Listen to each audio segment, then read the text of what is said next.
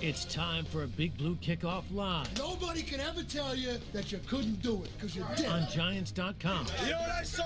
New York Giant pride. And the Giants mobile app. 17-14 is the final. One touchdown, we are world champions. Believe it, and it will happen. Part of the Giants Podcast Network. Let's go out there like a bunch of crazy dogs. Have some fun. Hello again, everybody, and welcome to Thursday's edition of Big Blue Kickoff Live, presented by Cadillac, the official luxury vehicle of the New York Football Giants. So glad you could join us for the next hour to talk Giants football. I'm Paul Dottino. Here's Matt Citak.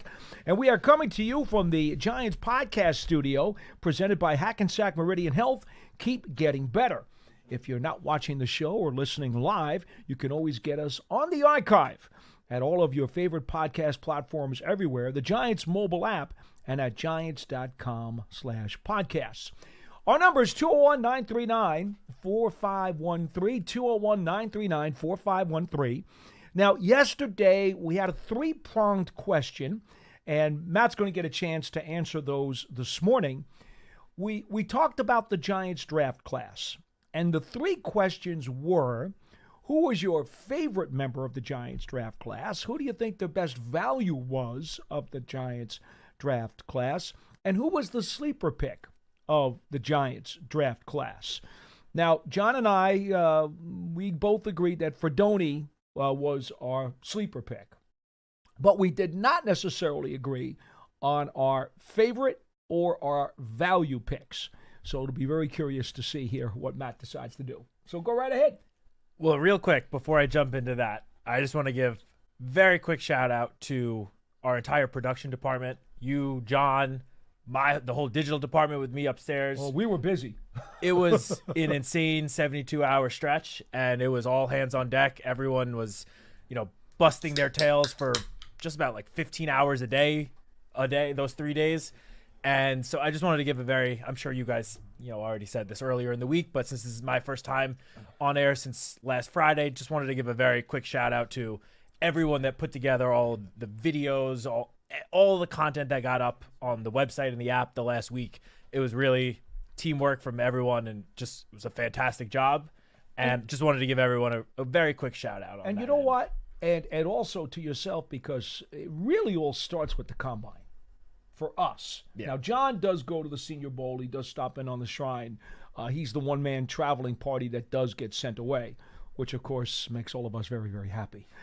No, just a little dig, that's all. But Matt and I get to join the party at the Combine, and so does Dan Salamone upstairs, our senior writer, and, of course, Pearson Butler, our crack producer. We all convene like a big circus at the Combine, and that's where it really gets going. So you're right. Kudos to everybody, and it has been a long 3+ months since the Combine. That is for sure. And I will say my one word is just relief. Yes. That describes everything for me. After all the hard work that we put into it, I mean, it doesn't even touch the hard work that the guys upstairs, the football side, the hard work that they put in. You're not kidding. But for all of the hard work we did to then, have the result be the draft class that the Giants got, which in my opinion, which I admit might be a little bit biased, but I do think it was a home run of a draft class. It was great to see those results come out of all that hard work. All right, let's hear it. What do you got? So what were the three again? Favorite, sleeper, value? Yes. Okay.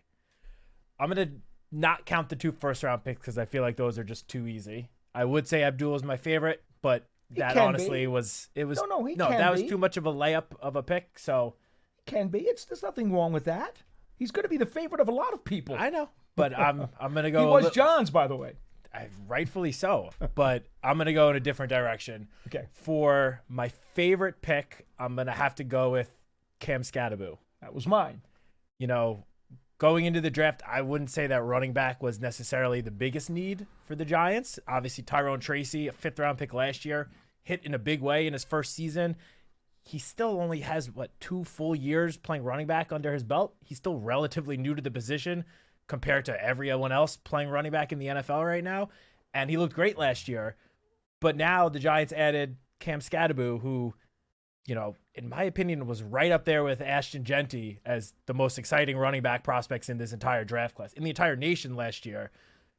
in the draft class, I'll say, Jeremiah Love from Notre Dame, Nick Singleton from Penn State. If they were in the draft, they'd be in the conversation too. But in this draft class, Scadaboo is right up there with Ashton Genty, second in missed tackles forced on the season. I think he's just going to provide the Giants with such an awesome 1-2 punch at the running back position. I don't want to use the term thunder and lightning. I feel like that's been sort of retired since the Tiki Barber Rondane days.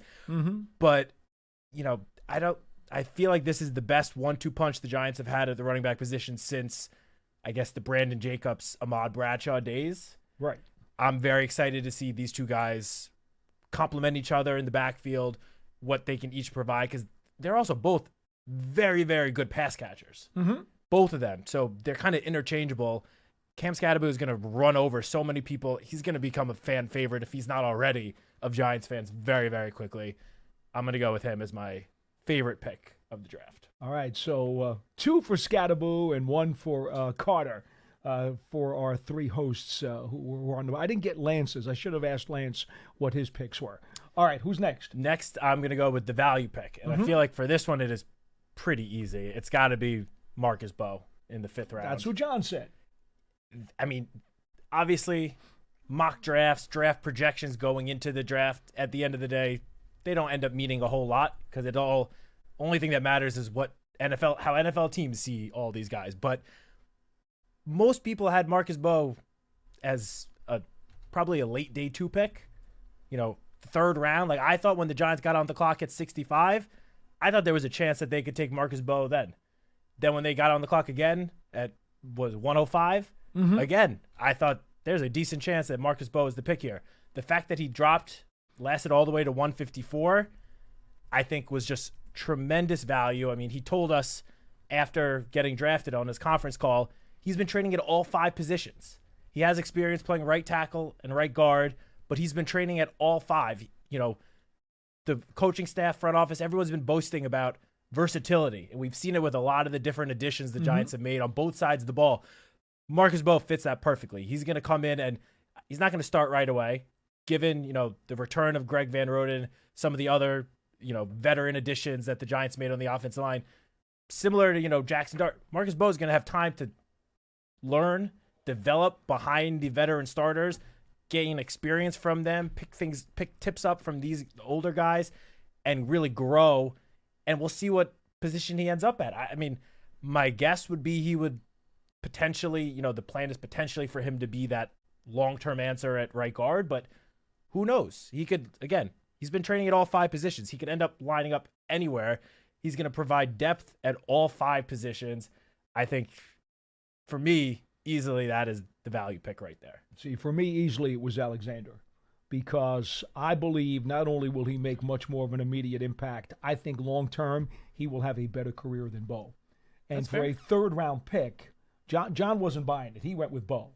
Because, of course, on John's board, he was a 3rd-rounder, so that had to make him a great value. And I get that. I get that for him, and there's no right or wrong answer. It's an opinion. It's how do you feel. Of course. I was talking to a scout yesterday who said to me he thought Alexander might sneak into the bottom of the 1st round. Now, I thought he was a mid-2nd round value myself, maybe high 2nd round. Giants got him high 3rd round. Yeah, no, so John's argument to me was, well, he didn't drop like 2 full rounds like Bowe did. So that's why he went there. But you know what? Outside of David Deal, how many 5th-round offensive linemen have the Giants had that actually made an impact? For the Giants, not too many, but No. I feel like every year across the NFL, we see 1 or 2 guys that were Somebody picked on does. day 3 develop into, that Pro Bowl level starter. I'm going to say I just think that even though Alexander was a 3rd-round pick, and you could say, well, 3rd-round pick, he's expected to do something. I get that. I think this guy is going to be a really, really big-time stud.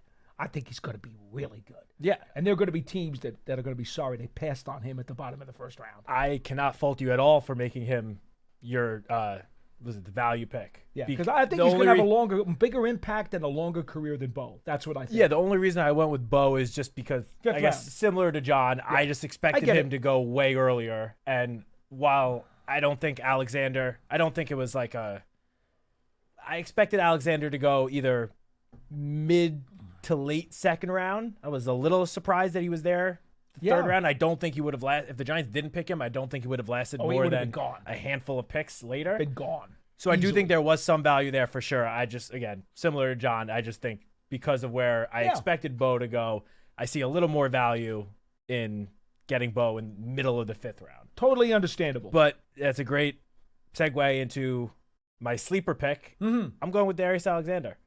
Okay. I know he was a 3rd-round pick, and you guys both picked Thomas Fidone, who was a 7th-round pick. Obviously, that's more of the sleeper value right there in the 7th round than the 3rd round. But I agree with just about everything you just said about Darius Alexander. I think he was going into the draft one of the guys that we talked about as just that perfect complement to Dexter Lawrence on the inside. And I think he's going to not only contribute right away as a rookie in year 1, but I think he will. I agree with you that I think he's going to have a long, successful career in the NFL. I think we're going to look back at that pick a couple of years from now and think, how the heck did this guy drop all the way to 65? Yeah. He should have gone end of round 1, early day 2. So it may not be that much of a sleeper because, again, we're talking about the 65th overall pick here. But I think he's going to greatly outplay his draft slot. I think he's going to be the perfect complement to Dexter. And the two of them are going to play alongside each other for years to come. I mean, we all know that Dexter has had these very close relationships with some of the former defensive tackles that were here prior to Darius, with B.J. Hill, Dalvin Tomlinson, Leo. I think Darius Alexander is going to be the next up in that line. And the two of them are going to become close, and they're going to wreak havoc on the inside as Brian Burns, Abdul Carter, and Kayvon Thibodeau wreak havoc from the outside. They're very happy with him upstairs. They're thrilled they got Thrilled with him because again, versatility. He mostly lined up in the B gap, but he has experience lining up all across the defensive line. He does. He can kind of go anywhere. And same with Chauncey Golston. Abdul, we know, can line up in various different spots. Clearly, there were 2 main attributes that the front office was targeting this offseason between the draft and free agency, and it was versatility and toughness. And I don't see how you can look at the free agents that were brought in and the draft class that was brought in and not check those 2 attributes off in a very big way. No doubt. No doubt. It's those characteristics will take you very, very far as you try to develop these young players. If they can satisfy both of those things, you've got a chance to make something out of them. Hey, Paul, you know what you'll like about Darius Alexander? Yeah, what's that? We just had Ryan Wilson on the Huddle podcast, which is going up today. Okay. He said that he talked to a bunch of prospects. He knows the most about history, like NFL history, out of like anyone in the class. They said they quizzed him on like 40-year-old defensive linemen, and he knew all of them. Him and Dylan Gabriel, he said, were the most. Doesn't surprise me because his maturity is very much heralded. He has a 6-year-old son who he has raised and done a fabulous job doing. We even met him when he brought him in here for the initial introductions. And he is just a guy who is all business and has his head screwed on straight and is mature beyond his years. So I'm not surprised that he would pay attention to history because there's a lot to learn. 100%. And just real quick, one other thing that, Darius displays, and I think you can kind of see it throughout the entire draft class, somewhat similar to the toughness attribute, but, upstairs, Dan Salmon and I have talked for years about, missing out on drafting Quentin Nelson back in 2018. Mm-hmm. Obviously, he's a great offensive lineman, but he just has that nastiness to him that you want to see from an offensive lineman. Well, anybody in the trenches. Yeah. Well, you look at this draft class that the Giants just brought in. Oh, they have an You edge. see that nastiness, that edge in almost every single guy. Yeah. Darius had that quote when he was here for his introductory press conference. The last question of the day, the quote was, "I love taking my opponent's will." Yes. That is what I want to hear from especially from my linemen. Love it. I want to hear that nastiness, that edge. And Cam Scadaboo obviously has that edge to him as well. Jackson Dart has that edge to him. Abdul Carter has that edge to him. You see it throughout. Marcus Bowe literally said, "I love demoralizing my opponents." Like, they brought in a draft class of guys that have that edge to them, that clearly have at least a little bit of a chip on their shoulder, and they plan on taking it out on their opponents each and every opportunity they get, and I love to see it. All right, folks, we gave you those questions yesterday. We had a whole bunch of phone calls, and we had other people who still wanted to get in, and they didn't get a chance to because the show was only an hour. So now we have more time today. If you would like to answer the same 3 questions, we will be very glad to take your responses this afternoon at 201-939-4513. We go to Abdul in Minneapolis. And you're first up on the show today. Hello. How you guys doing? So I'm going to answer the questions, and I'm going to also ask another question after that, if we have time. So my favorite draft pick is Alexander, for everything you guys just said, how violent he is. I think the impact, he'll have the quickest impact of the draft pick over everyone else. The biggest, the second one would be Marcus Bowe. I think. You mean for the sleeper? No, or for the value? The value. The sleeper. Thank you. Value. Marcus, value. I think Bowe for the value when he was drafted and how. See, I didn't think he was more than a third-day pick myself. I did not think he was going to be a day 2 pick. I thought he was a third-day pick all along. So for me, it was harder to reach in that regard. But go ahead. So just how nasty he is, the versatility, because he can play multiple positions. So and the sleeper was an undrafted free agent, and it's Makari Page from Michigan. Well, we can't go there because until those guys take a physical and sign, those guys are not going to be part of our conversation. So, so you are welcome to pick any one of those guys that you have read in the internet or the papers, but we cannot discuss them until they have signed contracts. Fair enough. Okay, so then it would be the tight end from Nebraska. His straight line speed is underrated. I think he could block. I've seen some cut-ups that he can block, which is kind of a rarity this day and age coming out of college. Tight end blocking, and I think he has the height. He's kind of the complete package when it comes to a tight end. And the tight ends are kind of thin at the Giant position, so I think you'll have the opportunity to produce. So those are my 3. So I guess Alexander, Bowe, and the guy from Nebraska. Fedoni. When it comes to Fedoni, I know you guys definitely mentioned this earlier in the week, but for those fans, I'm sure it was brought up yesterday too, but for those fans that don't know, Fedoni was the number 1 tight end recruit in his recruiting class, and that was a class that included Brock Bowers. Fedoni was number 1 ahead of him. He just had 2 pretty bad ACL injuries while at Nebraska, but he's fully recovered from that, had a pretty good year this past year. Very physical player. Yeah. And the fact he came back from 2 bad knee injuries shows that he loves the game. Yep. Oh, there's no doubt about that. If you've ever talked to him or heard him, he does love the game. And I'm sure he's going to love the Italian food here, too, because in Nebraska, you got to think he's probably eating a lot of steak. I think Polydocs and the show is exactly where to go to for all the food. So I think, having that kind of intangible is you can't coach that. You can't really grade that. It's just he just loves the game, and I think that puts people, sometimes over the top when it comes to production. So the thing I wanted to add, a few days ago, someone was talking about how the Giants keep players on scholarships for too long or something like that, and then I don't think he clearly stated he wasn't clearly stating what I think the issue is. So my only issue with this coming year is I'm still not convinced the coaching staff on both sides of the ball make the right decisions or quick enough. For example, Evan Neal should have been a guard last year. The fact they kept rolling out Uzudu at tackle when he was drafted as a high pick at guard was a head scratcher. Like, why did they keep rolling out Uzudu even after Uzudu got Daniel Jones hurt at tackle? Made no sense. On the other side of the ball, the fact that Banks is a better press cover cornerback, but they have been playing zone not 80% of the time, and he regressed. The way that Bowen used Okereke made him regress. So as I said, I'm being very open-minded. I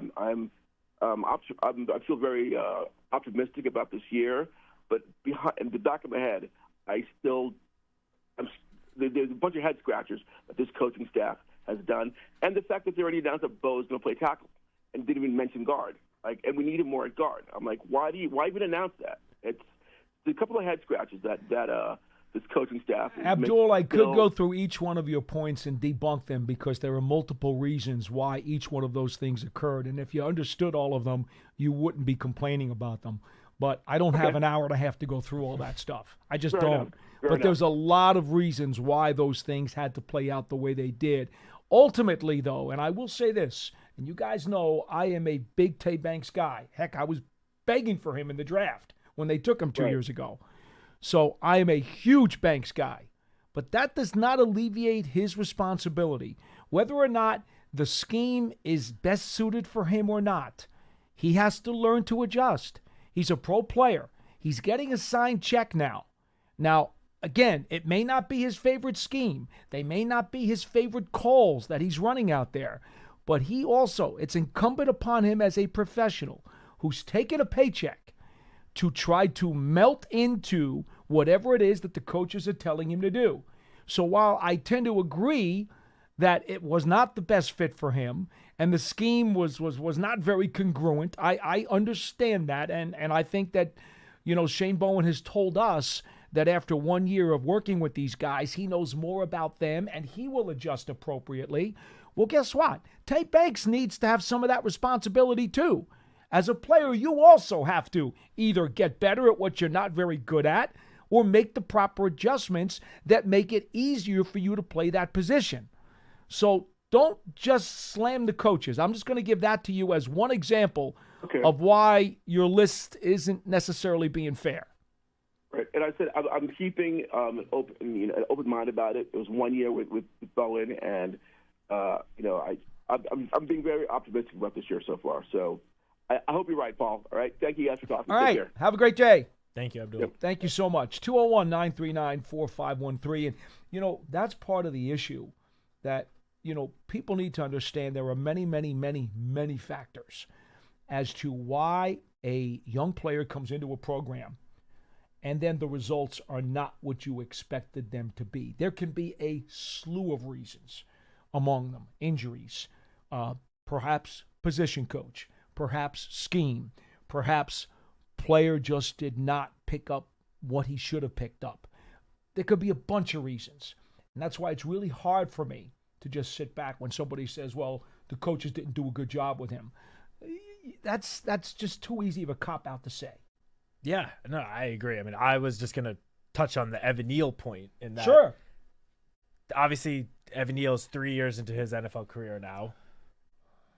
You got to, after year one, I don't think you move him in after year one. You got to give him a little bit longer of a leash there. Yeah. So you give him 2 years, and then let's not forget, year two, he had injuries. He didn't play the full season, and then he was getting ready for his third year in the league, and he got injured again. Surgery. And he didn't, ankle surgery. he went into training camp not 100% healthy. And when you're coming back from an injury, you've already been dealing with injuries to start your career. Do you really think after training camp has already begun, that is the best time to now have him move inside to guard, a position he hadn't played in years? Absolutely. It Made no sense. It wouldn't have made sense to try to move him in the middle of the season after already going through the whole offseason training at right tackle. And prior to his injury, there was, the feeling of encouragement that he was going to, take over that right tackle position. I mean, when offseason workouts, OTA started last year, Jermaine Illuminor was on the inside. Right. And Neal was that right tackle, but he just, I don't know when he suffered the injury or re-injured himself from the injury from the previous season. But by the time he got back healthy, the season had already started. That's not the time you want to start cross-training a guy. No, he was so and move far him behind. inside that. Exactly. That was the problem. He was so far behind. Illuminor had seized the spot, and you're not going to fuss with that at that point. It makes no sense. The timing was horrible to cross-train him. Now the timing is better. Yeah, and I mean, Joe Shane has already spoken about how Evan Neal said he's open to playing any position that the Giants want him to play. Right. He just wants to get out there and help the team any way he can. There are reports that he's moving inside. We'll see, when the Giants actually get on the field and start practicing, whether it's OTAs or training camp in a couple of months, we'll see. But yeah, the Neal part was the one that I just wanted to touch on because I don't think it's fair to say, oh, they should have moved him inside years ago. Realistically, the seventh overall pick, you got to give the guy somewhat of a leash, and then he had injuries.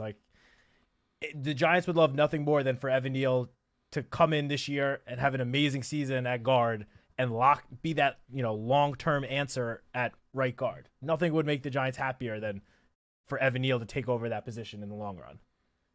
Still, and it could happen. It could easily happen. We see guys move inside all the time and have success after failing on the outside. So. Well, he's not going to be a slot receiver, I'll tell you that. A little too big for that. Doug in Glens Falls, you're next on Big Blue Kickoff Live. Hello. Hi, Paulie. Actually, I want to first comment. I saw a replay of when John Smelt announced Scadaboo being drafted. Yes. And you must have been that's the happiest I've seen you since the 2011 Super Bowl, when you were jumping up and down and shaking your arms. There were a lot of reasons why I was pumped up. I was pumped up because I wanted the player personally, and that's the spot that I was hoping to get him in, and was told by a lot of people he'll never make it there. So that was certainly one reason. The other reason was, after going to sleep after the third round, remember, and Joe Shane talked about this too in the interview that John and I did on Giants.com, they were sweating bullets because everybody shuts down after the third round. Now you go to sleep for the night, and you got to get up the next morning, and the fourth round's going to start, and you got pick number 3, which means 2 teams in front of you might be able to steal the guy that you've been dreaming about all night. And in fact, was it Jacksonville? Took a running back right before Scadaboo. Oh, they did? Oh, yeah. Go to the fourth round. Go ahead. Yeah. Oh, okay. The Virginia Tech running back. Yeah. They took a running back right before the Giants did in the fourth round. And so, wow. it was really, really scary. And so that's why when the name popped up and John read it right off the screen, that's why it was a matter of, I was happy for the team. I was certainly happy for me to hit the bullseye. But also, I just think this guy is going to make a world of difference. He is such a perfect fit for that running back room. I'm just thrilled. So that was the reason for the reaction. Okay. Well, I just saying I think that's the happiest I've seen you since 2011 Super Bowl. I was pretty happy during the Minnesota playoff game a couple of years ago. Trust me. Well, yeah, probably that too. Yeah. Well, when you want the value pick. The favorite pick, the value pick, and what was the third one? Sleeper. A sleeper? Yes, sir. Okay. The value pick, the favorite pick for me probably is the kid from I'm drawing blank. The kid from Purdue, the offensive lineman. Bo. Marcus Bo. Marcus Bo. Yeah. The value pick actually would be Scadaboo. Okay. Or where they got him, and then the sleeper probably would be the tight end from Nebraska. Yeah, Fredoni. Yeah, Fredoni. All logical. There's no right or wrong answer to any of this stuff. It's all about your opinion and your preference and what you think of the players. But how did you like the draft overall? Good one, right? Oh yeah. And was it John or someone had on Charlie Weiss?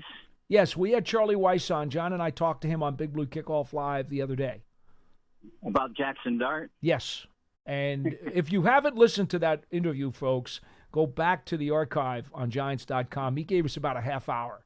And he was actually Lane Kiffin and Charlie's son, Charlie Weiss Jr., who's the offensive coordinator / quarterbacks coach. They allowed Charlie, when he visited to Ole Miss, they allowed him in the room. He was actually in the room, in the quarterback's room. So he got to know Jackson Dart about as well as anybody could. So he gave us some really good details about the guy as a player and as a person. Good, yeah. Okay, anything else? No, that'll do it. Thank you. Appreciate it, Doug. Thank you so much for calling. Thanks, Doug. Jackson Dart, if you didn't get a chance to check out Charlie, go back and watch the Gruden quarterback class episode. Yeah. On ESPN.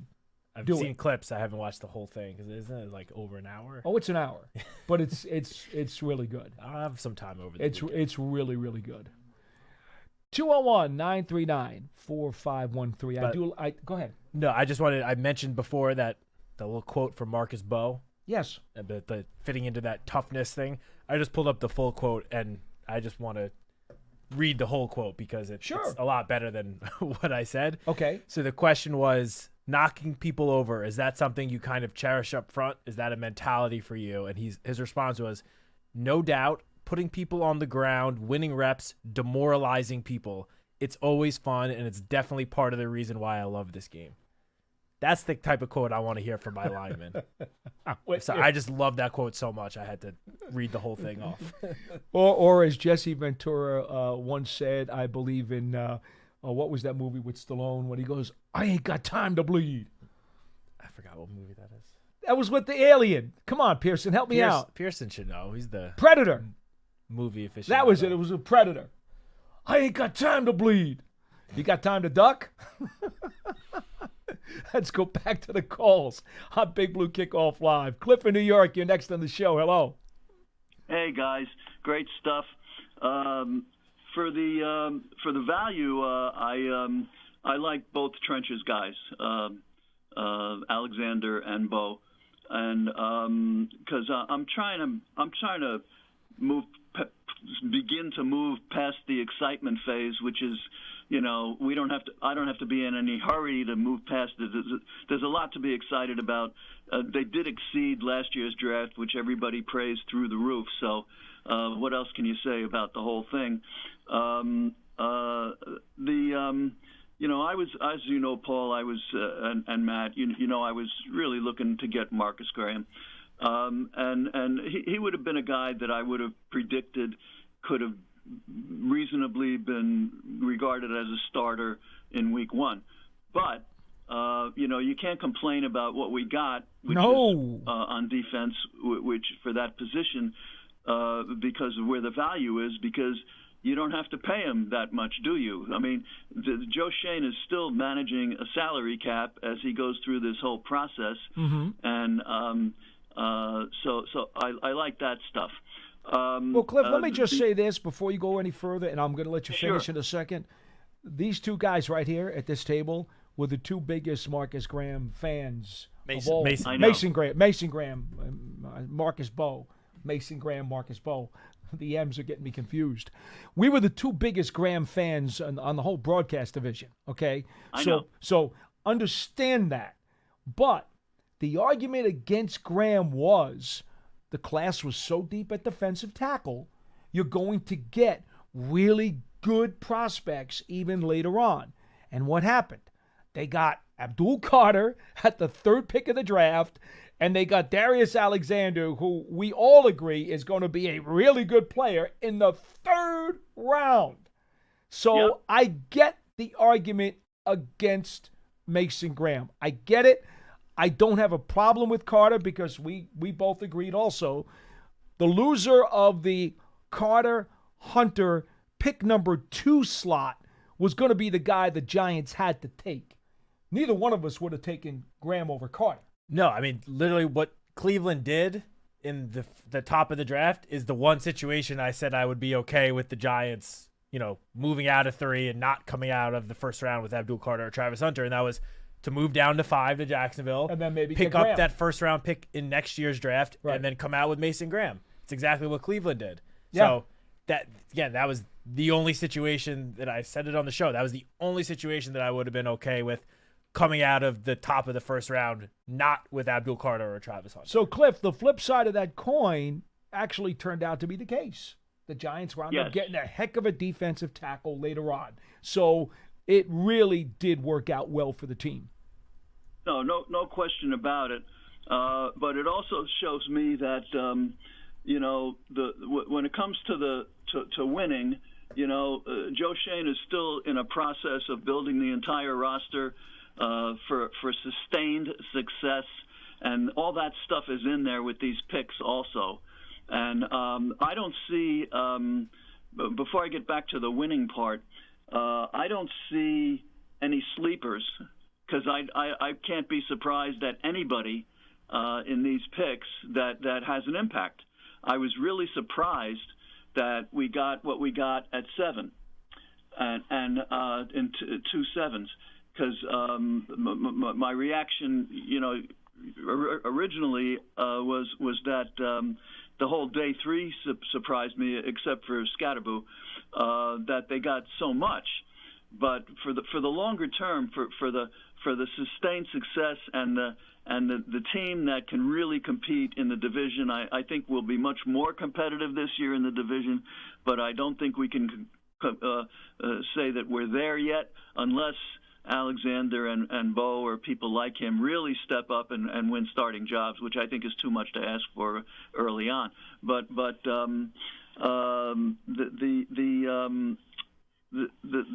thing with the trenches guys also is that, I haven't forgotten. I'm so glad you brought up the defense of Neal. I've been on that case for 3 years. You just can't discount the injuries because in effect it makes him a second-year player, and at most. And the fact that somebody makes an announcement, when I heard Joe Shane announce the cross-training of Neal, that doesn't mean they gave up on him at right tackle at all. It's an overarching objective in the offensive line. They've said it 1,000 times. They like guys that can play more than one position. Cliff, even more than that, it's about getting the best 5 on the field. And however you have to name them, whatever position you have to give them, if you can get your best 5 offensive linemen on the field, no matter how you get to that final analysis, that's what you got to try to do. Yes, and I don't think the trenches can go any faster than they have. I've been really curious as to what the new OL coach, what's his from Vegas? Carmen Brasillo. Brasillo. He did a good job last year. That's what everybody said, and that was not unexpected. This aren't we going to find out today if Evan is getting the 5th year? Oh no, he already is not getting it. Joe Shane announced it already. Joe already announced it over the weekend. They're not. All right. Well, that doesn't faze me really. I was hoping they'd give it to him, but it just means he's going to work for it. Right. And he's there's nothing wrong with that. Not at all. The thing you got to keep in mind about these 5th-year options is, at least right now, the NFL doesn't differentiate between the 5 different offensive line positions. So the 5th-year option it's some like crazy amount. Well, it would have been It would have been $17 million for Neal. Like yesterday, the Ravens announced they were declining Tyler Linderbaum's 5th-year option, and he's one of the best centers in the league. And it's just because that he would have been getting $4 or $5 million more than what the highest paid center in the league is currently getting. Right, and there it is. Joe Shane is managing a budget, not just for this year. He's managing down the road 2 or 3 years. He told us that when he was hired. That's what he does. That's what he learned how to do. And he's got a heck of a team behind him now, obviously too, which he's been quick to point out. One other thing that I just learned. Real quick, Cliff. I got other guys on the line. Okay, all right. I'll leave it at this on the QB thing. Quick. I just found out a couple days ago that sometime in the next couple of weeks, Dable and whoever else is going to sit down with the scouts and decide which 2026 quarterbacks they're going to take a close look at. So, nothing's been handed to the 25th or 24th draft pick, whatever that was. Well, you always have to do your research, Cliff. This never stops. It's 365 days a year. Yeah, I mean, Joe Shane and Brian Dable spoke about the offseason that they, ended up giving Daniel Jones that long-term extension. They still scouted the top quarterbacks that upcoming year. Like, you got to do your homework at every position every year because you just never know what's going to happen. Players are scouted 2-3 years out anyway. Yeah. I mean, this is not a surprise to anybody. Kevin from Arizona, you have seen the Giants rookie running back, I'm sure, up close and personal. Why did you tell us about him? Hello.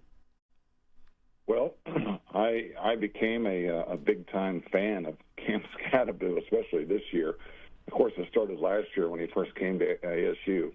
By the way, I'm a first-time caller and a brand new Giants fan. Okay, from Arizona. And the reason is Cam Scatterboo.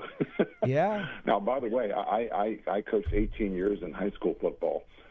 So I hope I have a little bit of credibility to know what I'm talking about. But, everybody was talking about Cam's 40 speed, his long speed. Yeah. And I think that was so misleading because, first of all, you go to the combine, he has a 39.5 or 39.75 vertical jump. Now, what does that tell you? That tells you all you need to know, and that's why when you watch film and watch his feet, you'll see his jump cuts and lateral movement. It looks like you're watching old Barry Sanders films. Well, I don't want to go that far now. No. I'm saying watch his feet. But I get you, when Kevin. You watch when people think he runs straight ahead and bowls people over. This is not true. He's got the ability to make some people miss too. He does. You're right. Yeah, that's what I was saying. He makes people miss with his feet. And then, of course, if you do get a good block on him, he's so dang low to the ground. How do you tackle? You can't wrap him up. And then but I'm saying I just wanted to say that all this about the 40 speed and he's slow. Yeah, people just need to watch the film maybe another 12 or 15 times to see how he's outrunning guys that are on Texas, like one of the fastest teams in the country. I mean, I just think that was crazy. I mean, you guys have something very special with Cannonball Cam, I'm telling you. Cannonball Cam. Did I hear you correctly? Yeah. Cannonball Cam. Cannonball Cam. And he's aware of this. This is a nickname you guys have given him out there. Oh, no, that's the nickname I'm giving him. You're giving it to him. All right, well, Kevin, I'll tell you what I'm going to do. When he gets here, a week from today, I'm going to ask him. And if he's cool with that, maybe we'll adopt that nickname for him on the show. Well, there you go. That's the one that when I watch him run, that's the first thing I think of. As a cannonball. Very cool. I like it. Cannonball Cam. Well, the other thing that I wanted to say before you go, you said you coached 18 years in high school. I mean, it still applies at every level of football. Play speed and 40 times speed are two different things. Yep. I agree. And obviously you know that, and you could see with the eye test what a guy's play speed is by how he runs in relation to the other players on the field. That's a heck of a lot different than just looking at the stopwatch. Yeah, like I said, I wanted to call because I wanted to put to bed this 40 speed notion that this is how you make a running back based on 40 speed. It's absolutely idiotic. Well, you know what it is, Kevin? You know what it is? Yeah. A lot of teams today, I'm sorry to interrupt, but I want to just make sure we get this point in before you finish up. A lot of teams today, they want the guy who's going to be able to break the play and go 40, 50, 60 yards all the way for a touchdown. Everybody's enamored, not just with the 40 time, but they want the ability for that guy to break a couple of tackles and go and get to the end zone and not stop until he passes the goal line. Well, that's fine. Right. I get the appetite for that. And Cam Scatterbo, you might catch him 40 yards downfield. He does get caught from behind. We've seen the tapes, but that's okay because if that's not every running back's room is the same. And this running back's room badly needed a power back in the worst way. I was crying for one. He's that guy. Now, if you have a power back in your room already and you need some quicker, faster, big play guys, maybe you don't want to draft a Scatterbo because you need a speed guy. I get that. It's okay. Right. Yeah, he might get caught 40 yards down the field, but it's going to be after he ran over 3 guys to get 40 yards down the field. Or put a stiff arm in your face mask. Yeah. Exactly. By the way, one last comment before I go, guys. I really enjoy your show. I'm so glad I found it on YouTube. Thank you. Anyway, as far as the steal in the draft, as far as all the guys that you guys chose, actually, I think Bo in the 5th round was absolutely a steal with his athleticism and size. I just wanted to add that in there. That's the steal for me in your draft. Well, we appreciate the call, Kevin. Please do call us again during the season. Thank you. All righty. Take care. Thanks. 201-939-4513. By the way, real quick, Pearson, I know you mentioned a huddle earlier in the program. What is up there now that folks can get after they finish with today's Big Blue Kickoff Live? Ryan Wilson should be going up at least shortly. From We got- CBS Sports. Yep, and we have the 2 draft seasons up, and yesterday we put up the draftee interviews that Sean O'Hara and Madeline did with so their first interviews as Giants, essentially. Right, that was during the 3-day draft. So Yep. And tomorrow you'll get Chase Daniel on Jackson Dart. plenty of stuff up fact, there online. I just posted the Ryan Wilson huddle video to the website. Okay, just now. Well, It there is you go. now up. While you're doing the program, I can multitask. Ah. It's also just clicking one button. It was already set up before the show. So, all right, I believe we are going to Jonathan in Westchester. You're next on Big Blue Kickoff Live. Hello. Hey, how are you guys? Well, good. How are you? I'm good. So I know there's been a lot of talk about the additions to our defensive line and the pressure that they should be able to generate, which is exciting. But I'm actually equally excited about what our secondary and specifically our safeties can do in this defense. Mm-hmm. I was watching, you'd mentioned Sean O'Hara. I was watching Sean O'Hara do a film breakdown of Tyler Nubin's rookie year, and he pulled up a video of a few disguised safety blitzes and showed just how awesome of a job Nubin does of coming downhill and dodging blocks and then tackling the running back in the backfield. And as I'm watching this, I'm thinking just how amazing it'll be to have Nubin doing the same thing, except, this upcoming year you'll have the offenses also dealing with Alexander and Dexter Lawrence and Golston and Carter and Tibbs and Burns. Nubin could very easily have a free run into the backfield without needing to dodge any blockers. So just really looking forward to that. Not to mention and then the other Javon Holland being the safety next to him, which, no offense to Jason exactly what I was Pinnock, gonna it's say. certainly an upgrade from who he was playing next to last year. 100%. I mean, I haven't seen Holland play in person yet, so, not sure exactly what to expect from him. I can say, I was watching Dane Belton at the end of last year, and he also seemed to play well. I mean, he improved. I was just looking at this, 15 combined tackles in the Ravens game. He had that great interception off of Flacco in the Colts game toward the end of the year. So I think he could also have a lot of opportunities in this defense. So, Yeah, Belton really having that line. Belton really flashed I'm at sorry, go ahead. times. He flashed Belton last year when he was given an opportunity, and he's going to be, playing that third safety position again this year. So he'll get some opportunity. He's got to make the most of it. But yeah, what you were saying about Tyler Nubin, I think we can all agree he had a very solid rookie year, and that was with no interceptions, which was one of his biggest strengths at Minnesota, was the fact that he was such a ball hawk.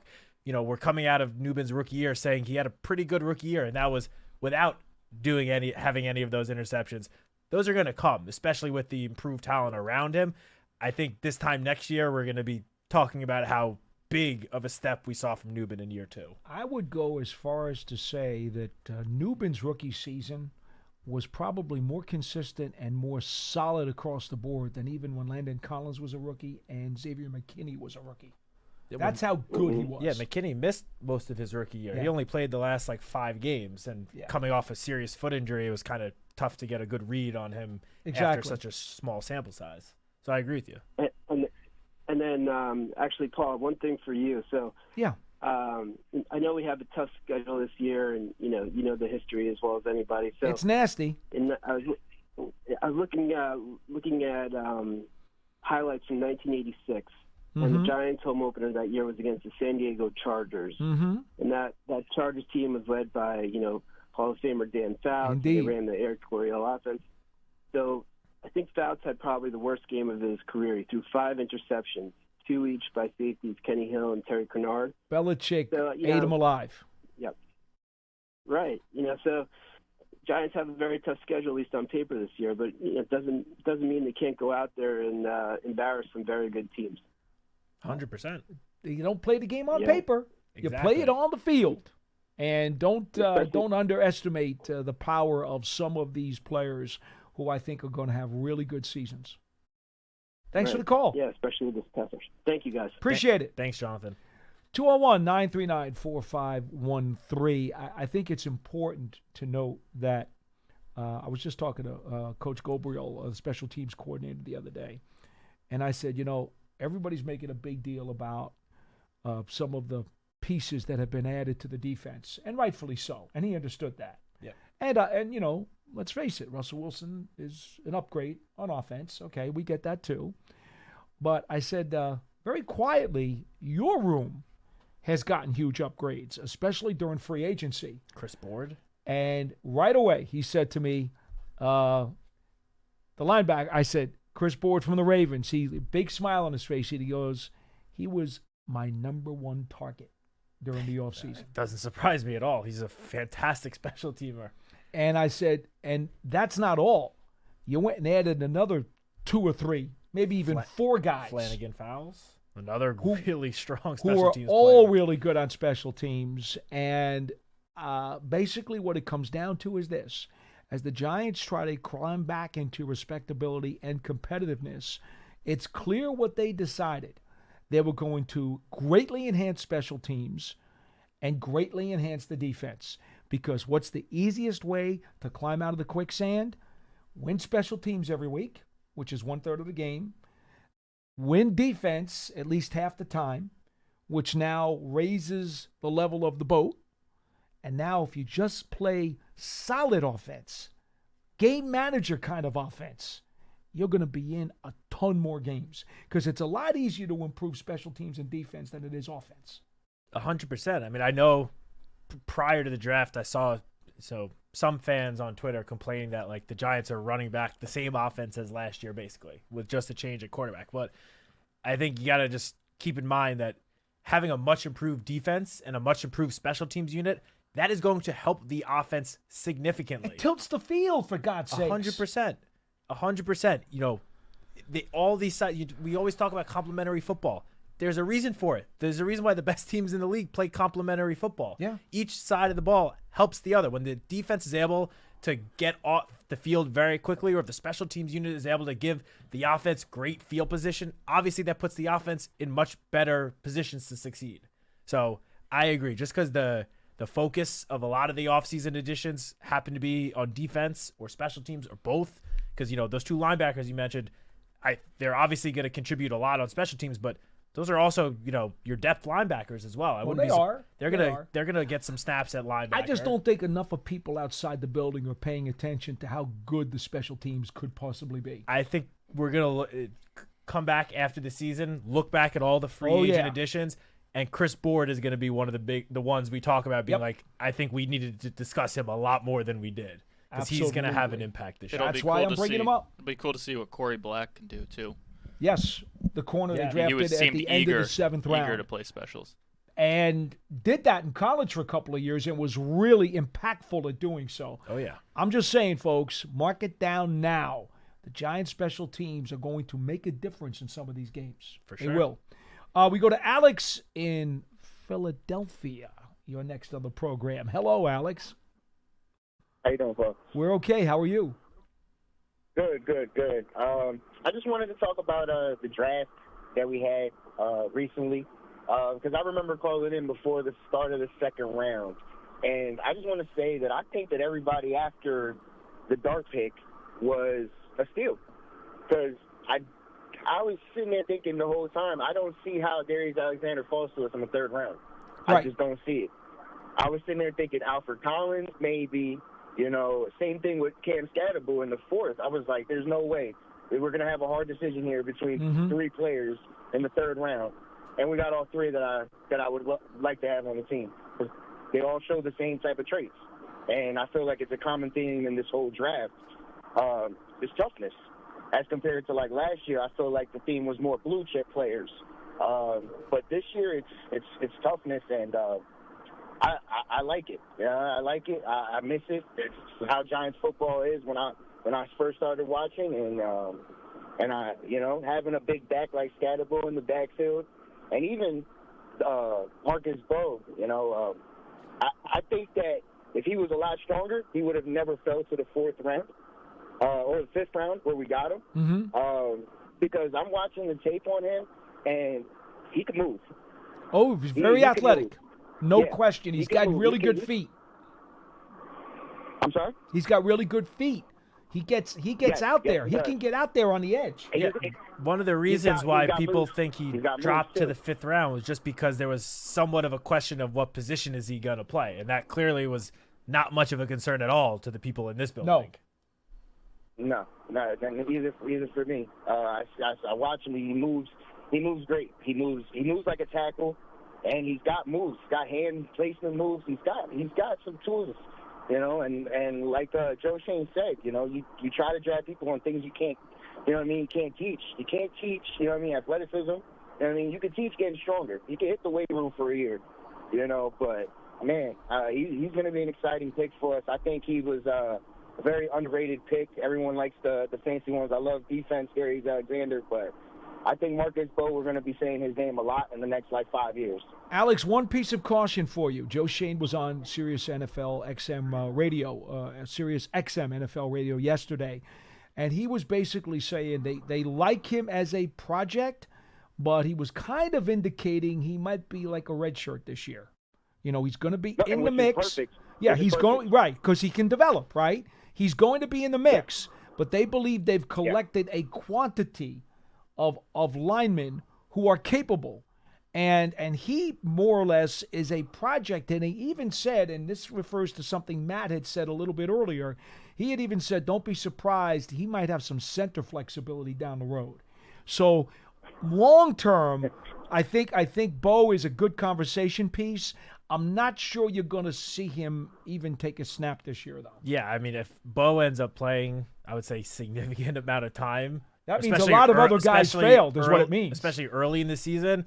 I think that would probably mean that the offensive line is in some kind of rough shape. Or serious injuries. In terms of injuries. Yes. That's what I meant. In terms of injuries, I think a lot of guys are going to have to go down before we see Marcus Bowe get significant snaps.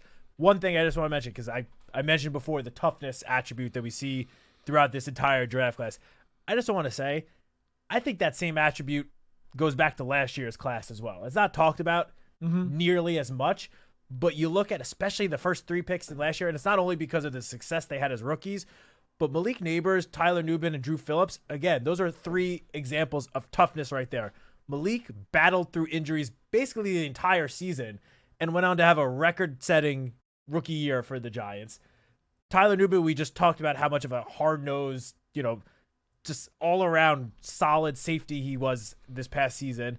And Drew Phillips, I mean, I feel like we just never talk about him anymore, but he was potentially, the most impressive of the rookies. I mean, he was right up there with Malik and Tyrone Tracy. I think because those two are the offensive skill positions, they get a little more attention. But he got dinged up. And he missed a couple of games as well. But Drew Phillips, I mean, I feel like really he's the epitome of toughness. I mean, just real quick, our social team put out this video yesterday, this trend that's going around social media, who would win in a fight between 100 men and 1 gorilla.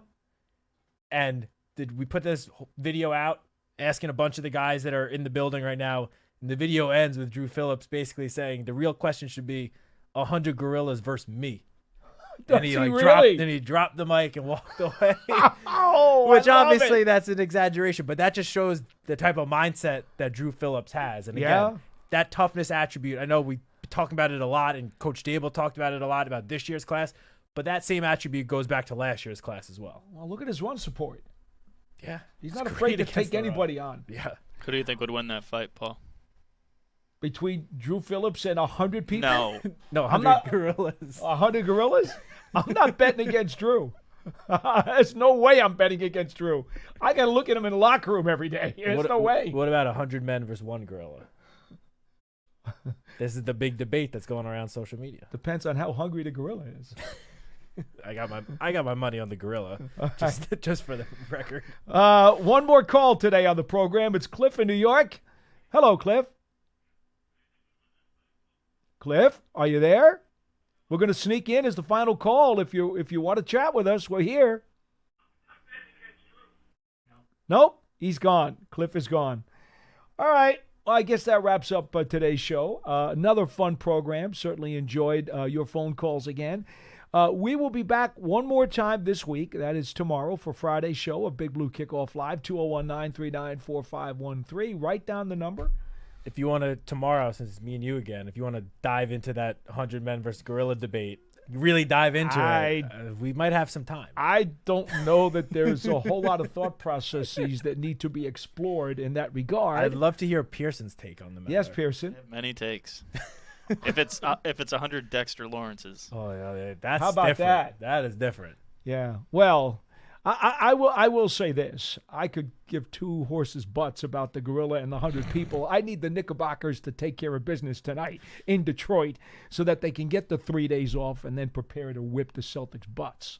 That's what we need here in New York, okay? Ooh, I can't wait to be on the show next week with you guys as Knicks Celtics fans. Well, let's see if the Knicks win the series. Me first. as the third-party observer, my Brooklyn Nets. Sadly, nowhere near the playoffs. I just get to watch your teams have fun and be jealous. I hope it's fun. It'll be very cordial between us. It right, has Paul? been yeah, exactly. We're good. We're good. But I tell you, this wrestling match with Detroit has gotten ugly. Detroit's a feisty team, but I think you guys are going to close it out Feisty. tonight. I got a few other words for them that we won't say over the air. I think the Knicks are going to close it out tonight. They darn well should. They better get it done. All right, go Brunson. Go Cat. Get it done tonight out there in Detroit.